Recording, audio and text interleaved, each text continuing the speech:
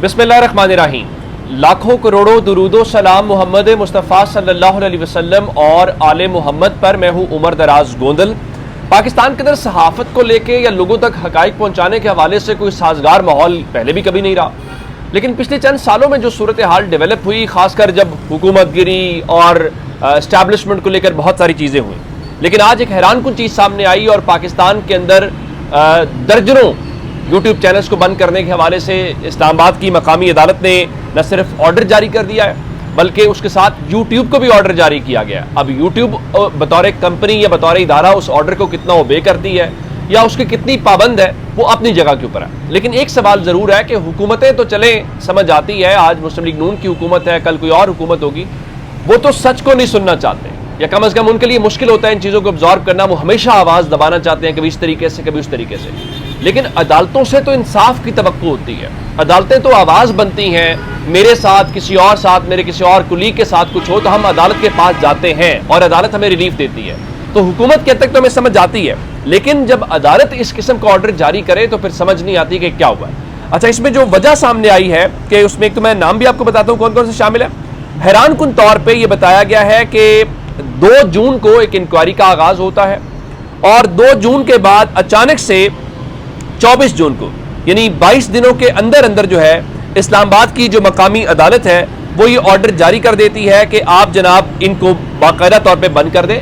और अदालत जो है हुकूमत के या जो नई क्राइम एजेंसी बनाई गई है, नेशनल क्राइम इन्वेस्टिगेशन एजेंसी, उन्होंने जो एविडेंस दिया है अदालत ने उसके ऊपर इत्मीनान का इजहार किया, उसको कबूल कर लिया। यानी अदालत ने उसके ऊपर किसी किस्म का एतराज़ नहीं किया, या कम अज़ कम जिन लोगों के हवाले से आपको मेरे ऊपर भी इतराज़ है या किसी और के ऊपर इतराज़ है, तो एक ड्यू प्रोसेस ऑफ लॉ ये होता है कि आप उसको नोटिस जारी करते हैं, उसको बुलाते हैं, उसको मौका देते हैं कि आप अपनी सफाई पेश करें, अपना मौक़िफ़ दें, आप उससे मुतमईन हो जाए, ठीक है, ना हो तो फिर हो सकता है वो हाई कोर्ट चला जाए, वो सुप्रीम कोर्ट चला जाए, उसके बाद मुतल्लिका जो अदालती फोरम है। तो इन्होंने अदालत ने जो FIA ने या FIA की जो FIA उसको नहीं कहना चाहिए, उसको नेशनल क्राइम एजेंसी इन्वेस्टिगेशन अलग जो बनाई गई है, उसके ऊपर न सिर्फ इत्मीनान का इजहार किया बल्कि जो यूट्यूब के ऑफिसर इंचार्ज हैं उनको कहा कि इन 27 यूट्यूब चैनल्स को ब्लॉक कर दें।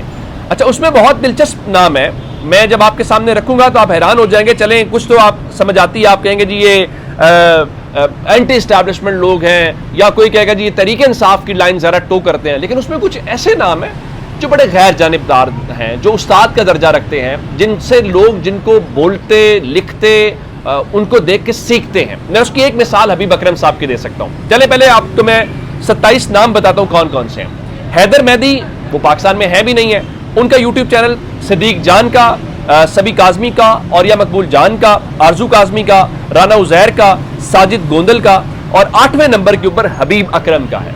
अब हबीब अकरम जो है वो उनकी शुस्ता उर्दू से आपको मसला है, उनकी दलील से मसला है। हम सब जानते हैं कि वो सुनो न्यूज़ के साथ मुंसलिक थे और उनका प्रोग्राम वहाँ पे ऑफर किया गया।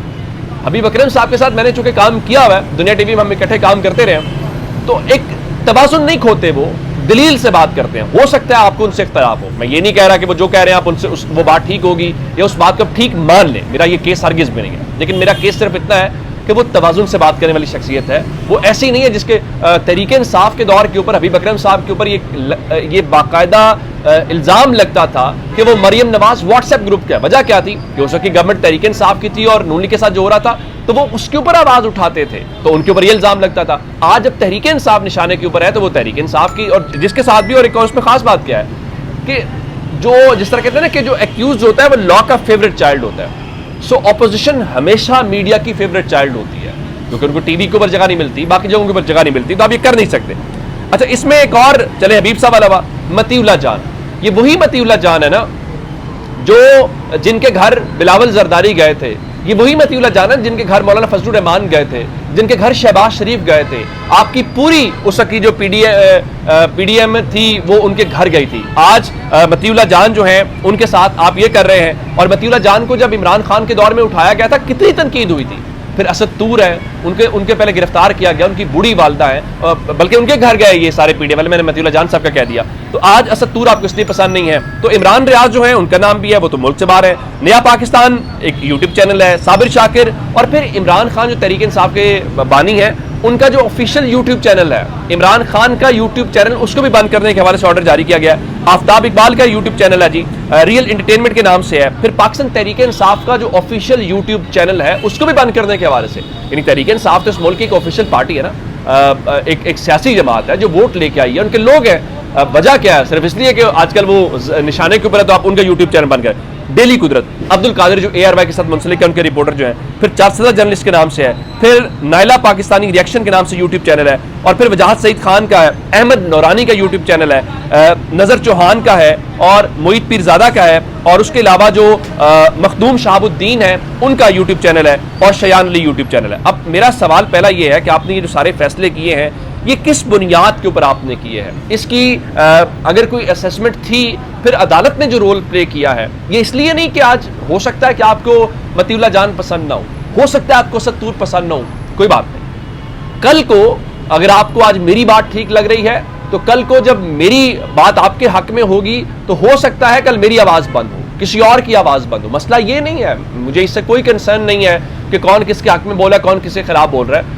या तो आप कहें कि पाकिस्तान का जो बाकी मीडिया है वो बड़ी आइडियल जर्नलिज्म होती है, वहां पे एजेंडा सेटिंग नहीं होती, वहां पे पार्टीज की तरह झुकाव नहीं होता, वहां पे गवर्नमेंट्स कंट्रोल नहीं करती, वहां पूरा सच बोला जाता है, तो फिर आप यूट्यूब के ये बड़ा वाज़ेह केस ये है कि आप पाकिस्तान के अंदर चूंकि टीवी आपके मुकम्मल कंट्रोल में है, अखबार आपके मुकम्मल कंट्रोल में है, आप एड के जरिए किसी भी लिहाज से उनको कर सकते हैं। इन यूट्यूब चैनल्स को बंद करने के हवाले से आपने जो किया है, और उन यूट्यूब ने उन क्रिएटर्स को सबको बाकायदा इन्फॉर्म किया है कि हमें आपकी कोर्ट ने एक ऑर्डर भेजा है और ये उसका ऑर्डर है, तो आप इस हवाले से क्या करना चाह रहे हैं। ज़्यादा से ज़्यादा क्या होगा? आपने पाकिस्तान में ट्विटर को या एक्स को इतना अरसा बंद रखा, तो क्या लोगों तक मालूमात नहीं पहुंची? लोगों ने VPN इस्तेमाल किया। अब अगर आप इनको पाकिस्तान में ब्लॉक कर भी देंगे, लोग क्या करेंगे? जिन्होंने इनको सुनना है वो उनको सुनेंगे, लेकिन ये कोई क्रेडेंशियल्स में आप इजाफा नहीं कर रहे। कल को आज जो गवर्नमेंट है, इसे ऑपोजिशन के अंदर होना है, जो ऑपोजिशन है उसको गवर्नमेंट के अंदर होना है, ये सर्कल चलता है। ये किसी की गलत फहमी होती है कि वो नहीं आएगा। यही मुस्लिम लीग नून थी, नवाज शरीफ साहब के बारे में कहा जाता था कि उनके नाम के ऊपर कांटा लग गया, वो माइनस हो गए, वो नहीं आएंगे। हमने देखा वही जनरल बाजवा जिनके बारे में बातें करते थे, जनरल बाजवा के साथ मिलकर इमरान खान की गवर्नमेंट गिरा दी गई। आज अगर इमरान खान के हवाले से, तहरीक इंसाफ के हवाले से कहा जा रहा है, ये सियासत हालात तय करेगी, हम तय नहीं करेंगे।